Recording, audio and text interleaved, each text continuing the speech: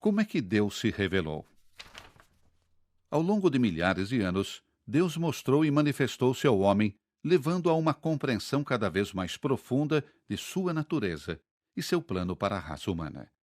Esse processo é chamado de revelação. Um evento-chave na história da revelação teve lugar cerca de 4.000 anos atrás. Naquele momento, um homem chamado Abrão viveu em Harã. Harã está no que é hoje o sudeste da Turquia.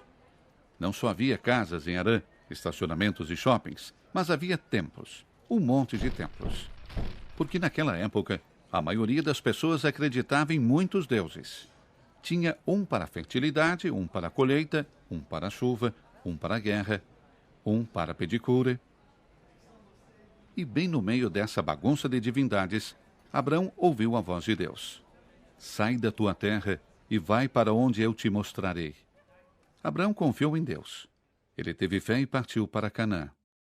Ele confiou em Deus quando lhe foi prometido um filho e permaneceu fiel em todas as suas provações.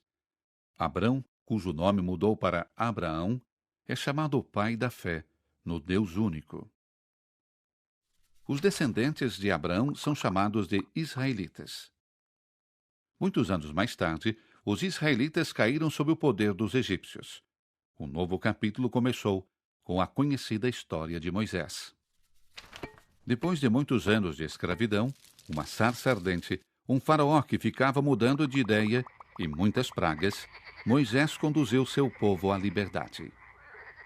Ao longo do caminho de volta para sua terra natal, Deus deu aos israelitas os 10 mandamentos e fez uma aliança com eles. Eles conquistaram a terra de seus antepassados e se estabeleceram. Anos iam e vinham. Então os israelitas exigiram um rei e lhes foi dado Saul. Seu governo infeliz foi sucedido por Davi. Baixo o reinado de Davi e de seu filho Salomão, Israel viveu um período de prosperidade. O templo de Jerusalém foi erguido. Então o reino desmoronou e Israel tornou-se alvo de seus poderosos vizinhos. Primeiro foram os assírios, depois os babilônios, em seguida os persas, depois os gregos, depois os ptolomaicos e seleucidas, e finalmente eles foram submetidos ao governo de Roma. Durante todos esses séculos, o povo de Deus experimentou uma história de montanha-russa que muitas vezes foi dolorosa. E através de tudo isso, Deus se revelou. Essa é a sua pedagogia. Ele fala não só através de seus profetas, mas também através da história de seu povo. E as pessoas começaram lentamente a entender quem é Deus. Elas começaram a entender que alguém poderia ser um escravo, não só dos egípcios, mas do pecado, e que também precisavam de um êxodo do cativeiro do pecado. Eles perceberam que a terra prometida era apenas um pálido conceito do verdadeiro lar celestial.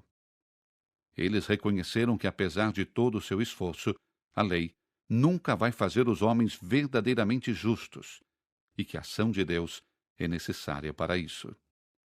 Eles perceberam que um Salvador era necessário, um Redentor da humanidade enviado desde cima. E há 2.000 anos atrás, na plenitude dos tempos, como se diz, Deus agiu. Não, um pouco mais para a esquerda. Jesus, o Redentor da humanidade, nasceu em Belém. Sua vinda foi diferente do que muitos esperavam. Ele não era um guerreiro colossal, um super-herói pronto para a batalha com os romanos. Ele pregou a paz no meio da opressão. Ele lutou contra o ódio com o amor. Ele nos deu a vida através de sua própria morte. Para alguns dos israelitas, estava claro que com a vinda de Jesus todas as velhas promessas tinham sido cumpridas. E levaram a mensagem de redenção para os confins da terra. Eles foram logo chamados pelo nome de cristãos, e hoje formam o maior grupo de fiéis na terra. Essa é a versão curta da história da revelação de Deus. O que encontramos não é uma coleção de contos heróicos. Encontramos santidade e pecado, muitas vezes presentes na mesma pessoa. E entre as linhas dessa história de santos e pecadores, Deus se revela.